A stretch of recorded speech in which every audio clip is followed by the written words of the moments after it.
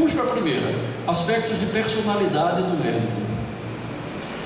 Você começou a fazer uma pergunta, olha que coisa curiosa, por que é que vocês, por que é que nós, entre tantas profissões que existem, fomos escolher uma que lida com dor, com sofrimento, com angústia e com morte? Você começou a estudar esse tema fazendo essa pergunta, será que lá no início, independente de eu falar que a profissão tem muitos estresses, o estudante de medicina, aquele futuro médico, já traz consigo uma certa peculiaridade de personalidade, que faz com que ele possa ser um pouco mais sensível, vulnerável, alguma coisa para ansiedade, depressão, etc, etc. Existem algumas respostas para vocês terem escolhido, para nós termos escolhido a medicina, que são respostas chamadas de conscientes. Vou dar alguns exemplos. É muito bacana a gente conhecer a fisiologia e a psicologia humana. Essa é uma profissão que nos traz isso. O curso médico é um curso valorizado socialmente, universalmente. Em todos os países do mundo se tem a medicina como um curso de alto valor. Isso é uma coisa consciente, uma motivação consciente. Existe emprego mais fácil no mundo todo. É muito raro você ouvir um médico não empregado, é um médico que não quis a profissão, por um motivo muito especial, não está querendo trabalhar, mas existe atualmente no mundo todo maior chance de um médico estar trabalhando comparado com outras profissões que não a medicina. Um melhor rendimento, por mais que a gente se queixe o quanto nós deveríamos receber melhor os nossos honorários ou salários, a depender de ser assalariado ou ser autônomo, ainda assim nós temos um rendimento maior do que diversas outras profissões que deveriam estar mais valorizadas do ponto de vista financeiro. Lembranças positivas de cura, de salvamento, olha, isso é uma coisa boa, eu vejo que dá para salvar a gente vai salvar, vai curar. Lembranças negativas de não cura, de morte, quando eu era pequeno, poxa, fulano morreu porque tinha tal doença, não existia tratamento, vamos lutar para a gente ver se faz diferente.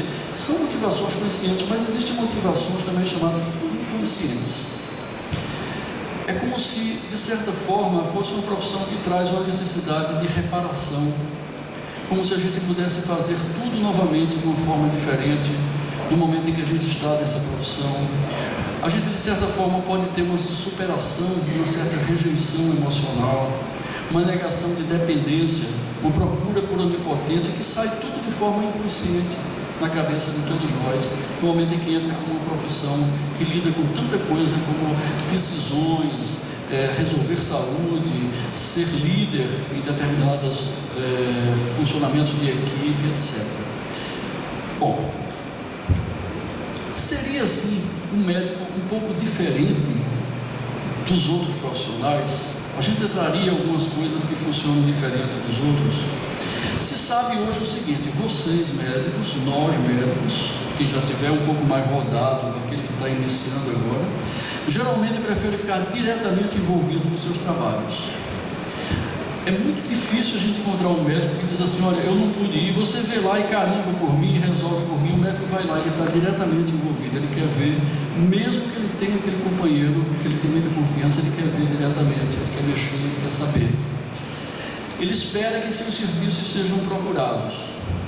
A gente vê, por exemplo, hoje algumas especialidades, até de saúde, como odontologia, por exemplo, em janeiro manda a cartinha dizendo que está em tempo de fazer a revisão dentária e tal. O médico geralmente não faz isso, ele tem sido mais espera a procura do seu serviço do que ligar para alguém, você está infartando, quer que eu vá ajudar? Ele espera que seja procurado.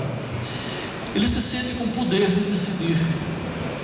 Ele se sente como se fosse advogado dos seus pacientes. Vá não cumprir uma ordem que ele vai lá em cima, porque não deram o remédio que eu mandei, porque eu me lembro de uma certa ocasião que eu fui examinar uma freira do convento, eu sou médico de umas freiras aqui em Recife, e fui visitar, e uma das senhoras, uma das freiras bem velhinhas, a madre me chamou e disse assim, piscou o olho para mim e disse, vou fazer a pergunta para ela, me diga aquela coisa que você queria dizer para o doutor Peregrino. E ela vira para mim e diz assim, doutor, é assim, quando o senhor vem, eu já disse a ela que ia dizer para o senhor passar um caramba em todas elas. Quando o senhor vem que manda fazer aquela vitamina com mamão, não sei o que, com ameixa por conta da minha constipação, 3 dias o pessoal cumpre, no 4º dia ninguém cumpre mais. E ficou lá aguardando que eu me virasse para todas e dissesse assim: tem que fazer isso aqui, porque é como se o médico recebe essa sensação de que ele vai funcionar como advogado do paciente. Ele quer para aquilo, vai não cumprir, que ele tem que fazer, que ele tem que dizer que faça. O médico estuda tanto o físico e o emocional do seu paciente que esquece de analisar a si próprios. É muito comum que se diga: eu não vejo muito a mim, eu vejo muito ao outro, eu estou jogado para lá. Isso comparado com todas as outras profissões, pessoal. Isso são dados somente assim para estudar só o médico, não se compara com as demais profissões do mundo. Médicos têm casamentos conturbados. Olha que coisa interessante. Médicos têm casamentos conturbados, e não é só no Brasil não. E se for médico casado com médica, aí é que é conturbado mesmo. Porque normalmente, vamos pensar, pensem aqui vocês vão sair para namorada. A namorada é estudante de medicina, ou namorado no caso, não, estudante de medicina. Qual vai ser o assunto? No barzinho? Medicina. Medicina leva como se fosse uma cachaça que se termina. Eu, uma certa ocasião, tenho um amigo, um colega de turma, que é meu amigo e irmão. E uma vez eu combinei com ele o seguinte: vamos sair para jantar. Fui eu, minha esposa, ele, a esposa dele, vamos fazer um acordo. Nós não vamos falar hoje de medicina. Nós vamos falar de nós, de filhos, de política, economia, futebol, o que quiser. Mas não vamos falar em medicina. Vamos falar daqui, fomos. O jantar começou da seguinte forma: ele me disse assim: Peregrino, vamos cumprir aquilo. Vamos fazer que a gente tem que, senão a gente vai falar, só fala de medicina, ninguém fala mais nem do outro. Eu vou só falar uma coisa para você e a gente encerra por aí. Aquela paciente que você me encaminhou precisava da cirurgia mesmo, eu operei. Aí eu digo: foi a cirurgia? Foi, mas eu fiz o seguinte, a partir daí foi medicina, o resto da noite, porque puxou dessa paciente para outra que veio e a pessoa nem se dá conta. Então, os médicos terminam com casamentos mais conturbados, porque a medicina domina muito. E domina tanto que domina a questão da família. Existe uma brincadeira, existe uma piadinha que diz o seguinte: o médico estava tão ligado à medicina que ele não ficava em casa cuidando, ajudando a esposa para os filhos, participando de aniversários, fim de ano. Onde é que está? No plantão, sábado, a festa toda. Cadê o doutor? Está no plantão. E se diz que uma senhora ligou uma vez para o médico, para o jovem médico, no caso, e disse para ele: fulano, mais uma vez você não está em casa. Seu filho, nosso filho, hoje disse pela primeira vez: papai. E você não estava presente em casa para ver. Ele se desesperou, coitado, chorou: meu Deus, pois eu tenho que dar mais assistência, vou imediatamente para aí. Vou pedir a um colega para me substituir, vou imediatamente para aí. E ela respondeu assim: e venha rápido, porque ele disse isso olhando para o cachorro. Então, se diz coisas assim, é uma brincadeira naturalmente, mas na verdade nós temos vivido muito pouco tempo e termina que casamentos são conturbados. Há reclamações dos cônjuges de que o marido fica muito tempo, a esposa muito tempo ligada à medicina. Passa-se a não ter tempo para outras coisas que não a própria medicina, como se o papel fosse a nossa própria vida. Esses são aspectos que a gente tem que estar sempre atento para não deixar que aconteça com essa intensidade, nos minando uma série de coisas que são suportes psicossociais para nós todos. Os médicos, desde antes de estudantes de medicina, têm alta performance escolar. Desde antes de ser médico, desde como estudante de medicina, alta performance escolar. Mas peraí, Peregrino, eu tirei um 6, teve um dia que eu tirei um 7. Mesmo assim, quando se comparam com outros estudantes de outras áreas, o médico é onde tem, no geral, as taxas mais altas de performance escolar, por incrível que pareça, porque se estuda sem parar. São pessoas mais exigentes, nós somos mais exigentes, pouca tolerância a falhas, mais culpa pelo que não sabem. Eu recebi uma certa ocasião no consultório um colega que me procurou, estava um pouco deprimido, e no meio ela tinha muita enxaqueca e a gente pediu um eletroencefalograma. Muito bem, ela veio com o eletroencefalograma, oftalmologista, vira para mim e diz assim: Peregrino, eu tenho até que ver isso, porque eu não sei interpretar um eletroencefalograma. E você diz: será que precisa interpretar o eletroencefalograma, saber interpretar? Você está vendo o resultado ali, mas ler o eletroencefalograma. Então, não saber alguma coisa, o médico normalmente sente como se fosse uma coisa que lhe traz culpa. Ele teria que saber praticamente tudo da medicina. São mais propensos a sofrer pressões e tem muito medo de errar. Particularmente, ocorre uma coisa muito interessante, não é só no Brasil não. Muitos, não são poucos, muitos dos estudantes de medicina, durante o curso médico, em algum momento pensou em abandonar o curso. Não o fez, porque se fizesse, eu acho que teria pouca gente formada. Mas em determinado momento, numa cadeira que passou, num período que não estava bem, pensou em abandonar o curso, como se fosse uma coisa que talvez não valesse a pena. isso provavelmente nenhum de vocês tiveram, mas os médicos se identificam com grande parte das enfermidades que vão estudando. Ainda bem que aqui ninguém teve isso. Mas vai se estudando, por exemplo, depressão, pessoa teve e eu tenho isso. Vai estudando, teve uma coisa, estudou aqui na vesícula, eu acho que eu estou com um problema na vesícula, e vai sendo tensão que ocorre desde o período ainda do estudante. Sobrecargas horárias, privação de sono, de plantões, contato com dor e com sofrimento, contato com a morte e o morrer, lidar com pacientes e familiares de pacientes difíceis, intimidade corporal e emocional. Se vocês pensarem, por exemplo, que existe um surto, uma epidemia de meningite, por exemplo, na cidade, que todo mundo fica falando assim, meu Deus, qual é o bairro, que eu tenho medo até de passar pelo bairro, qual foi a escola que eu vou mandar meu filho para a escola de jeito nenhum. Vocês vão lembrar que lá na ponta está um médico no meio, com intimidade física, examinando o paciente, e com intimidade emocional, vendo a família do paciente ou o próprio paciente que está sofrendo aquilo. O contato com a morte e o morrer. Eu perdi um cunhado tempos atrás com um tumor de parótida, e quando ele faleceu, eu voltei à UTI para pegar algumas coisas dele, e lá eu encontrei o cirurgião oncológico dele. Estava sentado junto da cama, e eu comentei assim com ele: poxa rapaz, você sabe, eu perdi, fulano faleceu hoje, não, uma pena, uma pessoa jovem ainda e tal. Ele virou para mim e disse assim: Peregrino, como é que a gente foi fazer uma coisa tão dura quanto a medicina que lida com morte? Eu estou sentado nesse leito porque antes um pouco dele eu perdi um tio que era como se fosse meu segundo pai, também com câncer. A gente fica pensando, que coisa, né? A gente está aqui diretamente ligado, né? É duro, a gente precisa ter muito preparo, muito cuidado conosco mesmo, para que esses eventos que vão ocorrendo na vida não sejam tantos, constantes, que a gente não tenha tempo de parar, de ter um lazer, de cuidar de si próprio, que vá terminando a levar aspectos como depressão, ansiedade. O médico sabe das suas limitações de conhecimento. Isso é uma coisa que a população, ela não está com conhecimento completo sobre isso, ela sempre pensa que você vai ter condições de resolver tudo, mas nós sabemos, e isso é um aspecto que dói, porque você sabe que há limitações na medicina, há limitações em você, mas você tem medo de errar, você tem medo do erro médico. A população tem um comportamento idealizado para nós, além de achar que a gente vai curar tudo, um comportamento idealizado. O médico é ativo o tempo todo. 2 da madrugada ele está ativo, tem que estar ativo, porque médico é uma pessoa que está ativa e disposta para tratar, disposta a todo instante para o exercício da medicina, entusiasta, vencedor, ambicioso, competitivo. Sabe o que acontece? Ninguém é assim. Logo que eu me formei e me casei e comprei o primeiro carro, o meu carro era um chamado Verona. Eu me lembro de uma pessoa, um paciente que chegou no meu consultório. O Verona tinha 1.8 e 1.6. Claro, eu comecei com 1.6. Já foi muito para mim comprar meu primeiro carro. Então entra um paciente no consultório e diz assim para mim: doutor, eu vi lá embaixo um Verona tão bonito, é seu? Eu disse: é nosso, o Verona eu comprei agora, estou tão satisfeito. Eu disse: agora doutor, o senhor comprou 1.6, o médico é 1.8. Então, assim, aquela expectativa é que o médico aqui está num top muito grande, é uma expectativa que estão trazendo para a gente muito alta.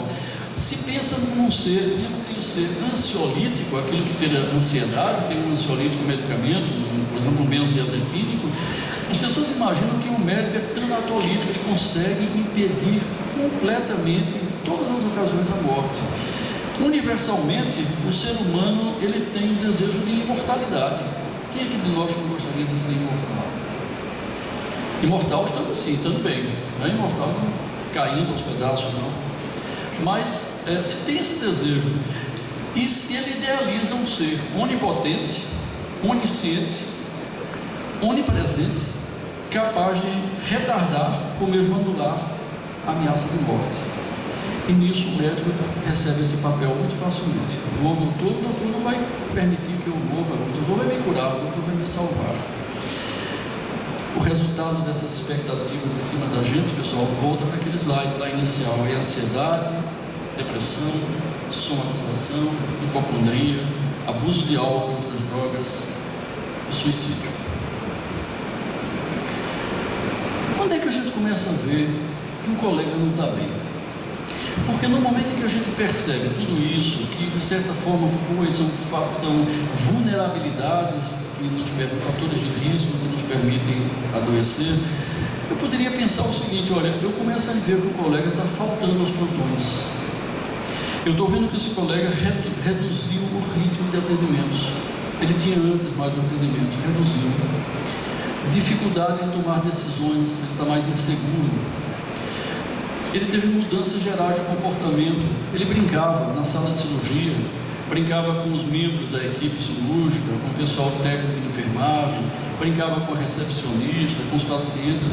Ele está brincando menos, mudou o comportamento, diminuindo essas brincadeiras. Uma aparência mais abatida, mais preocupada, irritabilidade. E sabe qual é a grande questão? Quantas vezes a gente vê isso e a gente não fala nada? A gente viu, mas acontece que médico não adoece, e médico não pode adoecer. Isso é uma coisa somente, isso não é coisa, nem vou falar, porque ele suficientemente é capaz de cuidar de si próprio. Ele não vai precisar de ajuda, e isso tem sido um dos fatores muito graves na vida da gente. Teve uma ocasião que eu participei de um evento médico e eu estava sentado na plateia assistindo, e o colega que estava apresentava essas coisas, abatido, entristecido. Eu já tinha visto em outras ocasiões, e quando terminou o evento, descendo no elevador, eu disse: eu queria conversar um pouco contigo. O que é que acha? Eu virei para ele e disse: olha, eu estou lhe achando assim um pouco, pode ser que eu esteja enganado, mas eu estou lhe achando assim meio abatido, meio entristecido. Normalmente você é mais apto e mais disposto. Se eu estiver enganado, é apenas um erro de observação. Mas eu fiquei um pouco preocupado quando ele vi hoje. Pode ser que não seja nada. Ele disse: eu tenho estado meio cansado. 2 dias depois me telefonou: poxa, Peregrino, você abriu um canal de comunicação bom, eu não estou legal, eu queria ver até se você me indicava alguém, ou você mesmo via. Então você ter esse cuidado, que você vê o colega, você está vendo no dia a dia, você conhece mais ou menos o perfil e pode ajudar, evitando que as coisas compliquem a chegar a pontos como a gente tem visto tão grave como tentativa de suicídio. E por que é que o médico posterga tanto a ajuda? Orgulho profissional. Ele acha que deveria ser apto para diagnosticar sua própria enfermidade e cuidar dela. Essa sensação de que é apto, que deveria cuidar de si próprio, faz com que eu diga para vocês o seguinte: quando vocês receberem nos seus consultórios, ambulatórios ou hospitais um médico, seja o que for que ele esteja apresentando, acrescente essa pergunta quando você fizer o interrogatório sintomatológico: e aí o colega fez o que para tratar? Porque todos já vêm medicados por si mesmo. Peregrino, eu fiz o seguinte: eu estava assim meio batido, eu tomei uma fluoxetinazinha. Outro chega e diz: eu não sou dermatologista, mas eu vi esse negócio aqui na pele, eu tomei um quadriderme, porque pega tudo. Sempre se tem feito alguma coisa, e na verdade ele já vem por essa sensação de que ele deveria ser capaz, antes ele dizer: eu vou procurar um colega para ajudar. Geralmente eles têm implicações, a sensação de implicações graves a respeito dos seus sintomas. É comum que uma cefaleia seja pensada como um possível aneurisma, e pensam coisas muito graves, e em muitas ocasiões ficam paralisados com medo pelo fato de que estão achando que as coisas são mais graves. Eu me lembro de um colega de turma que uma vez me telefonou, Helena, e me disse assim: Peregrino, eu acho que eu estou com hepatite. Aí eu disse ao telefone, por que você está com a urina escura, fezes claras, com icterícia, etc. Aí ele me respondeu: não, mas eu estou com uma coisa assim diferente, eu só penso que é hepatite. Bom, como era muito vago, eu disse: olha, não está tudo tão vago que está me parecendo que não. Mas faz o seguinte: você faz as transaminases, bilirrubinas, faça um gama-GT, você me ligue até, porque era um colega de turma, e ele telefonou para mim, apesar de que eu não sou clínico, não sou hepatologista, mas ligou para mim, eu disse: faça isso. Ele fez, ligou para mim depois de uns 4 dias e me disse assim: olha aí, Peregrino, ele é o resultado, tudo completamente normal, parece brincadeira, é isso que eu vou lhe dizer, completamente normal. Aí eu disse: então, está tranquilo agora? Ele disse: não tem aqueles casos atípicos? Então, as implicações das coisas chegam a um ponto desse, que é mais vago, mas eu imaginei e já estou com uma hepatite. Usa erroneamente o seu conhecimento.